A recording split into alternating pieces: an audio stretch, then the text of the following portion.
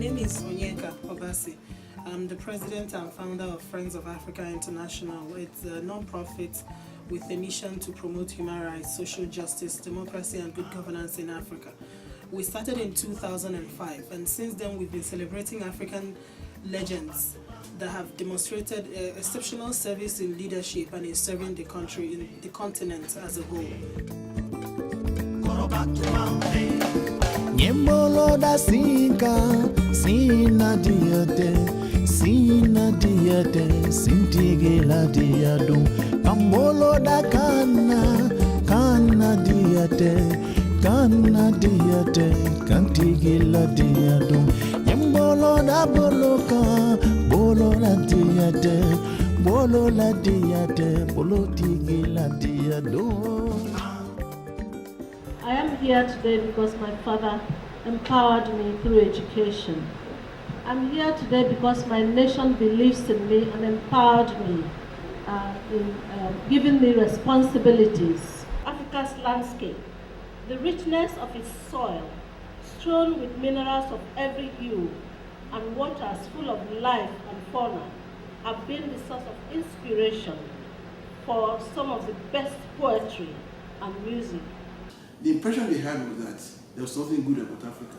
By the time they saw the Africans coming and they could see people like me, they knew that Africa, they have something to be proud of the African.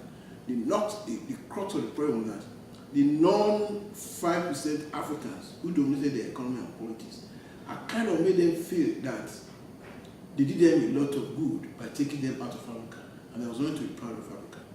The Africa program was mainly for me to implement Commonwealth programs in Africa, which have to do with spreading democracy, building and strengthening democratic institutions in Africa. What it means that at that time there are many African countries which were under one party or military regimes. Part of our assignment was to ensure that some of these African countries adopted multi-party democracy. The crisis of identity has been the focus of my work. And I've been saying we have developed perceptions of ourselves that distorts reality. There's a lot more shared. You look at most northern Sudanese, it's not always easy to tell who is an Arab and who is an African. It is true that there are grievances in both the North and the South.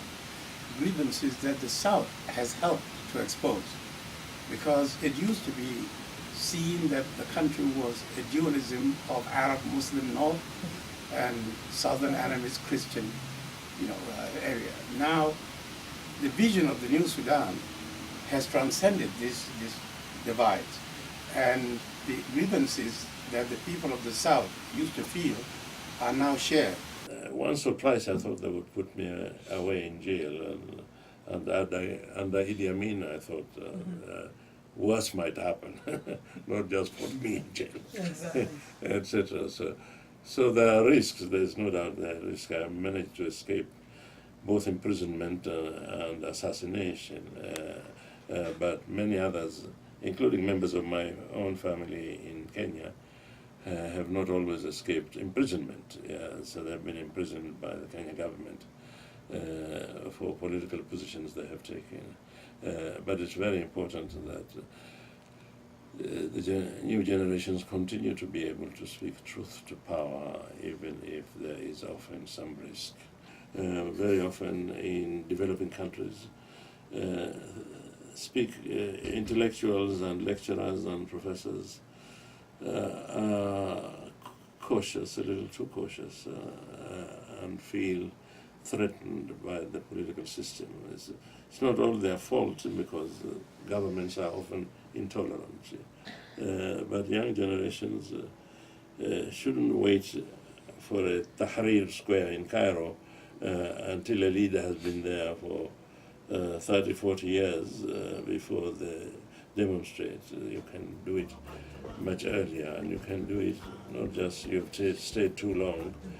You can do it by saying the quality of government is not worthy of our country, and we really need a genuinely free